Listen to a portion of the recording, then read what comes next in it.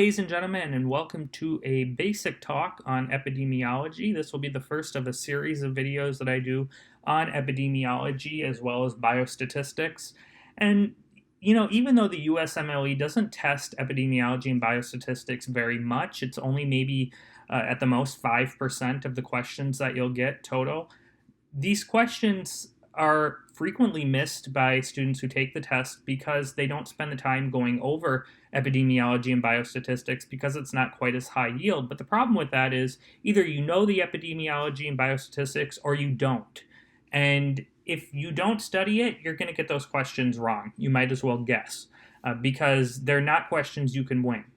So it's worth going over at least once these epidemiology and biostatistic concepts, because if you at least have a general knowledge, at least you'll be able to put forward an educated guess.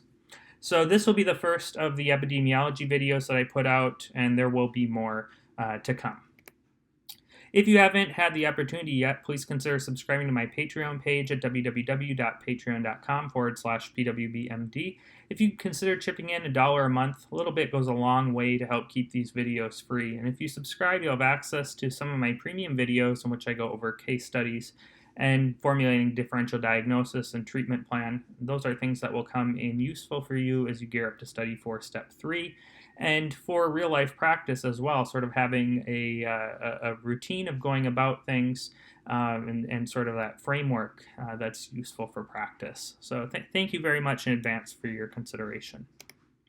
So what is epidemiology? Epidemiology is really just studying how a disease or health-related state gets distributed among a population, who are the people at risk, why are they at risk, and what are the things that we can do to minimize that risk.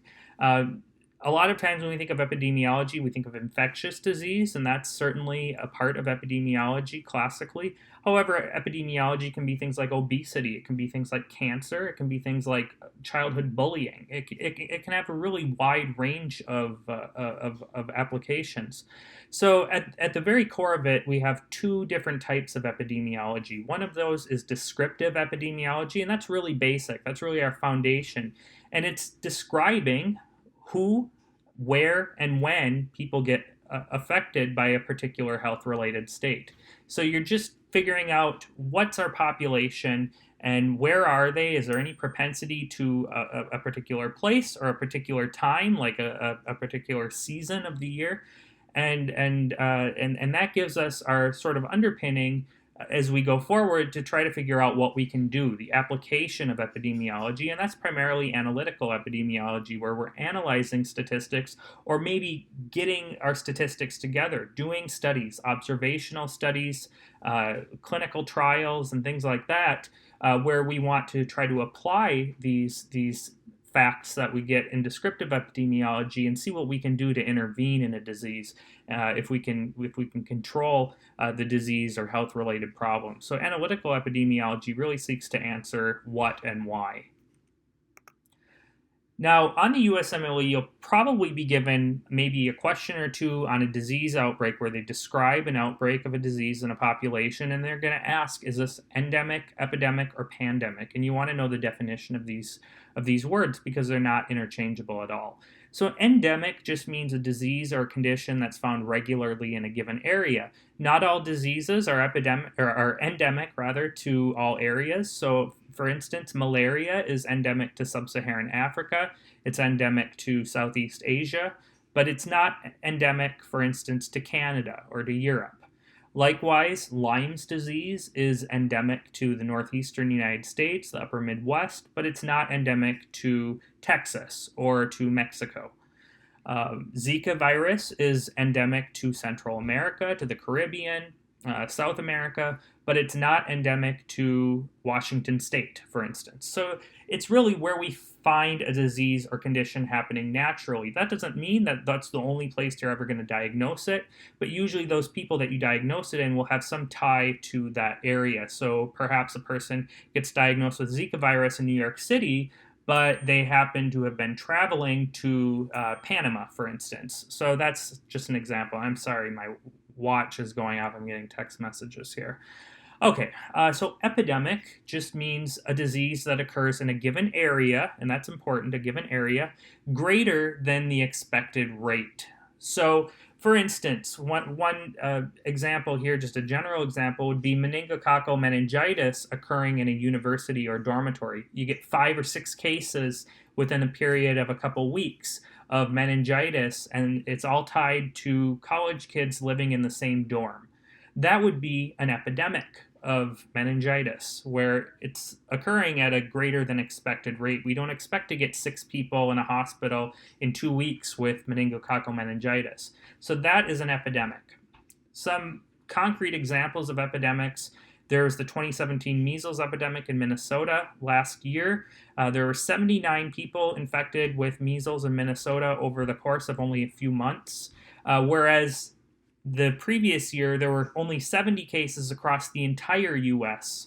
So obviously, this is an epidemic. More people infected in one state than in the entire country in the previous year. So that's an epidemic. Another epidemic that was in the news was from 2013 to 2016. There were cases of Ebola in West Africa, Liberia, Nigeria, that area. So that is another example of an epidemic. Now, a pandemic is just a worldwide epidemic, so it crosses national or continental borders. Does it need to occur in every single country to be a pandemic? No, but it needs to be more diffuse and not just restricted to a particular country or a particular area. So an example of this would be the Spanish flu back in the right after World War I. We had that outbreak of Spanish flu that claimed the lives of millions of people, and also the HIV/AIDS pandemic, which continues to this day. So this was the measles epidemic here in Minnesota. It primarily affected the Somali population in Minneapolis. We actually have the largest Somali population outside of Somalia. Many of these people are recent immigrants, and so they don't have the vaccine for measles.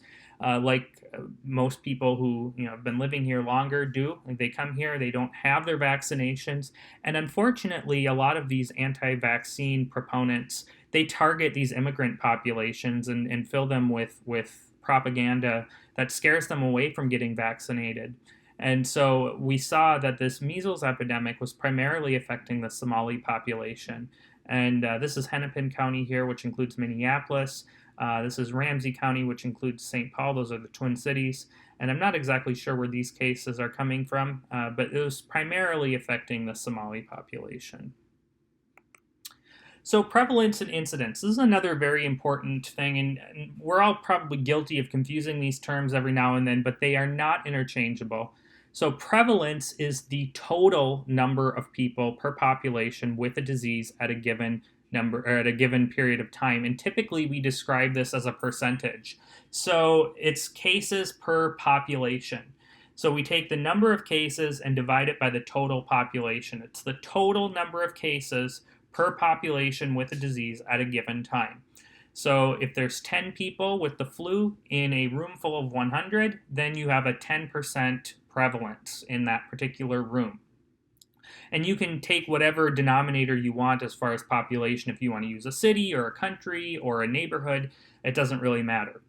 Now there's two types of prevalence. There's a point prevalence, which is just a snapshot in time. So the point prevalence on December 10th, 2017. That's a point prevalence. So it's just the number of people affected with a particular disease at a given point in time. So for example, 35 people currently have Parkinson's disease in town A, which has a population of 70,000. So that's 35 people affected per 70,000 total population, and you can divide that down to 2 per 1,000. You may get a question like this on the USMLE, very straightforward. I would expect if you got a question like that, it'll either be very basic math or they'll give you a calculator. And so this can be described either as 2 per 1,000 or 0.2%. Now, period prevalence is a little bit different. So period prevalence, you're taking a longer period of time and you're counting all the diseases that happened or all the cases that happened during that period of time, and that can include people that have already recovered or people that have died. So it's not the number of people at a given point in time, it's the number of people that have been affected during a period of time. And I'll show you a graph that will help nail that down a little bit better. So this includes people during the time that have recovered or have died. Not just the people that are currently affected, it's the people that have been affected over that period of time that you're defining as the period for the period prevalence. And the way it was described to me way back in medical school is prevalence. Look at the AL, all. So all people affected at a given time. Incidence is the number of new cases. So N, incidence, new, N for new. Incidence is the number of new cases per population during a given period of time. So how many people have become affected during this period of time, not counting the people that were already affected beforehand. So an example asking for incidence would be 14 people were diagnosed with pancreatic cancer in town B, which has a population of 140,000 during the year 2015. So it's not asking for people who already had pancreatic cancer, but prior to 2015, that would be a prevalence question where you're going at all the people who have the disease. Here, they're just talking about people who are newly diagnosed, and that's what incidence is. It's the new cases. So here we have 14 people affected, 200,000 total population, and that would reduce down to 7 per 100,000 during the year 2015. And you want to make sure that you're keeping in mind that this is during a period of time. So prevalence is proportional to incidence and duration. So think of it in terms of incidence and duration.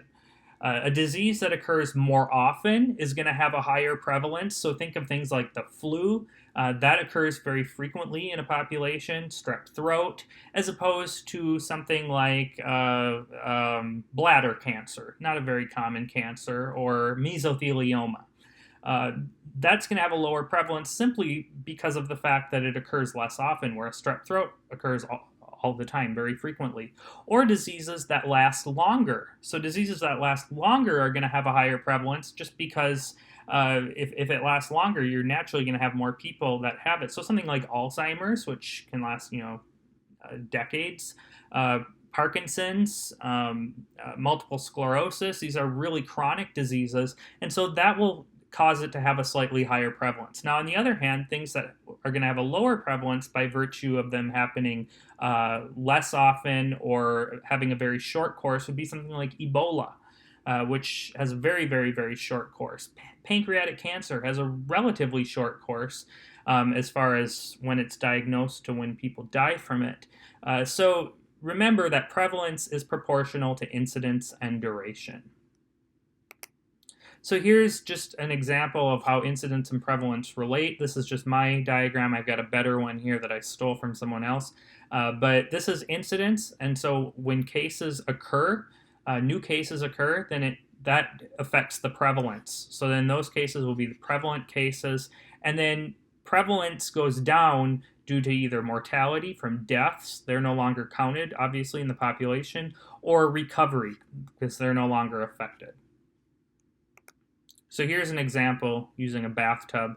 Basically the same concept. Incident cases will increase the prevalence, and then prevalence will decrease either due to those people dying or those people being cured. Okay, so this is a good example of how you can differentiate point prevalence from period prevalence. So let's say you want to take the point prevalence on April 1st, 2005. So what you would do is you just count the number of cases on April 1st, 2005. So we have 10 people here. 1, 2, 3, 4, 5, 6, 7. So there are 7 cases, active cases on April 1st, 2005 out of 10 people. So it would be a 70% incidence, or 7 per 10. Now, prevalence, 7 per 10 prevalence. You wouldn't measure incidence in percentage. So 7 per 10 prevalence, that would be your point prevalence on April 1st, 2005. Now, if you wanted to measure the period prevalence, then you would take a longer period of time, so let's say October 1st, 2004 to April 1st, 2005, and you'd measure all the cases, including the ones that either have died or recovered.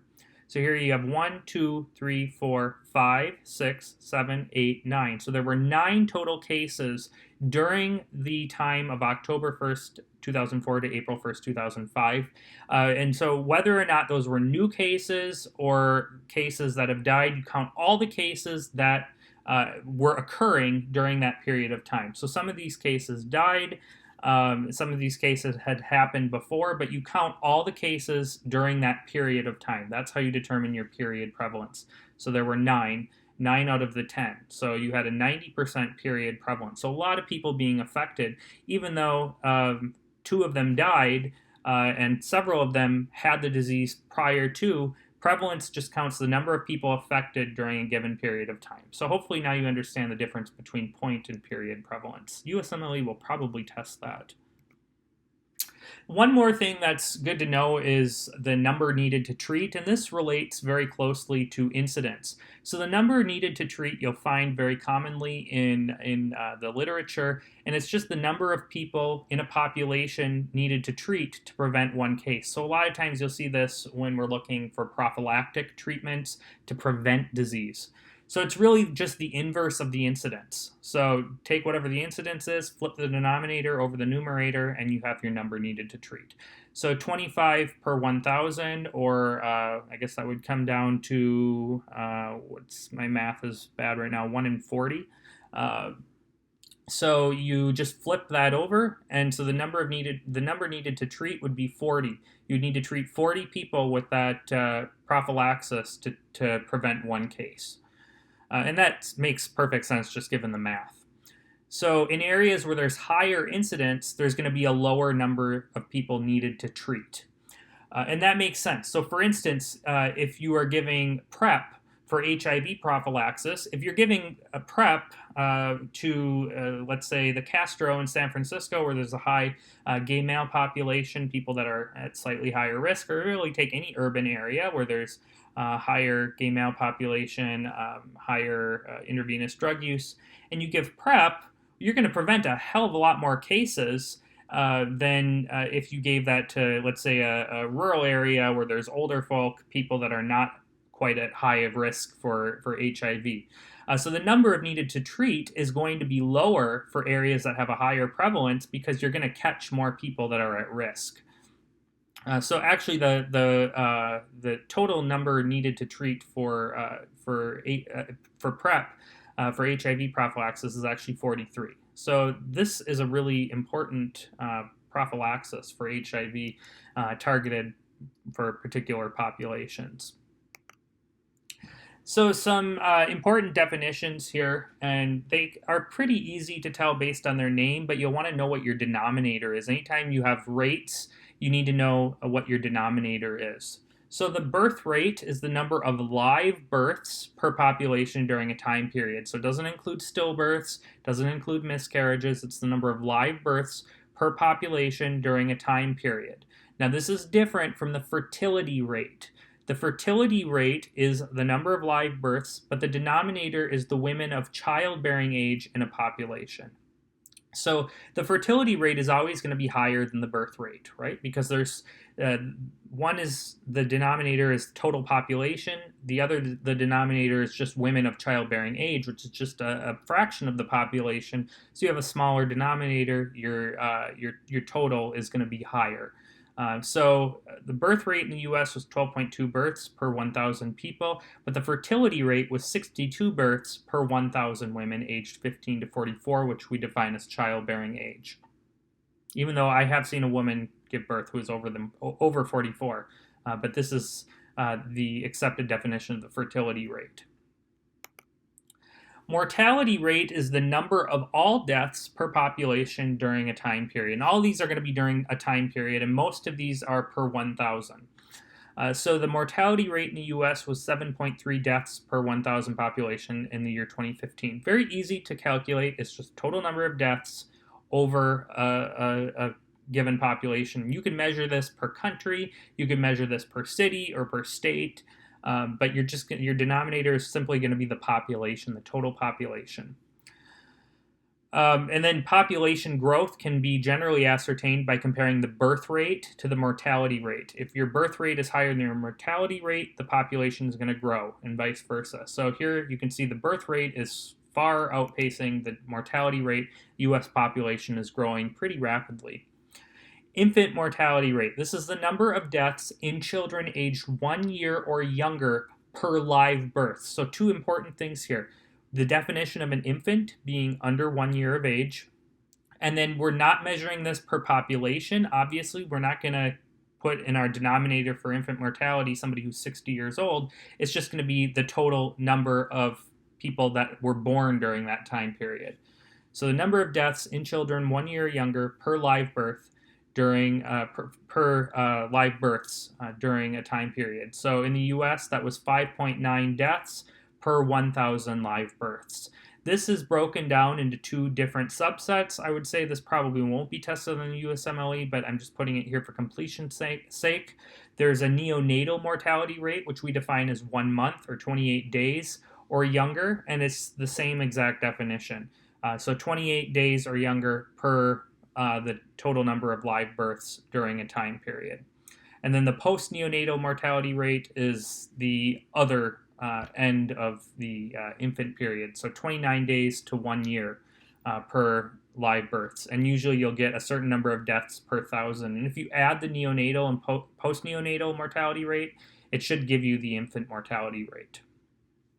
The maternal mortality rate is the number of deaths in women from causes associated with childbirth per number of live births during a time period.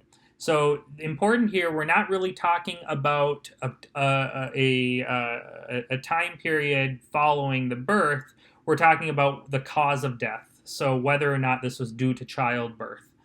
This is also in terms of number of live births. So in the U.S. in 2013, the maternal mortality rate was 17.3 per 100,000 live births, and it's thought that the maternal mortality rate is actually going up in the U.S., which is very concerning.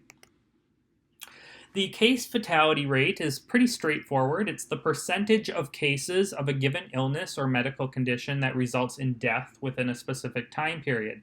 So it's the deaths divided by the total cases. So 10 people got Ebola, and 20 people were affected. 10 over 20 is 0.5, and then you multiply this by 100 because this is always described in percentage, and that would be 50%.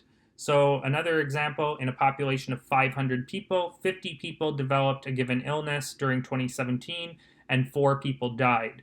Well, the total population does not matter here. We're talking about case fatality, so there were 50 cases, 4 died, so 4 deaths over 50 cases is 0.08. Times 100 is going to give you 8%. Proportionate mortality rate is simply the percentage of deaths from all causes due to a specific cause during a certain time period. So it's just the proportion of people who died from a given cause. So out of all the deaths, it's the percentage of people that died from a specific cause. So if you add up all the proportionate mortality rates from all the causes, it should give you 100%. So an example here would be in City C, 400 people died in 2017, and 80 of those deaths were from cancer. So the proportionate mortality rate for cancer would be 80 cancer deaths over 400 total deaths times 100, which would be 0.2, times 100, which would be 20%. So the proportionate mortality rate for cancer is 20%. And then one more thing is the years of potential life lost, and this is important when we're looking at epidemiology as well. This is simply what you're doing here is and this is really often done for diseases that strike young people, is you're taking so basically you're taking the life expectancy and you're subtracting the age at which that person died. And so what you're saying is that this disease caused this person to live this many years younger or this many years fewer than they would have otherwise lived. So it's the life expectancy minus the age at death, and that's the years of potential life lost. So you think of things that have large years of potential life lost. Back in the 1980s, HIV/AIDS would have been a huge cause of large YPP or YPLL because it was striking people down in their 30s or even 20s. People were dying. Suicide would be a large source of years of potential life lost because you have a lot of teenagers. One of the highest causes of death in young people is suicide.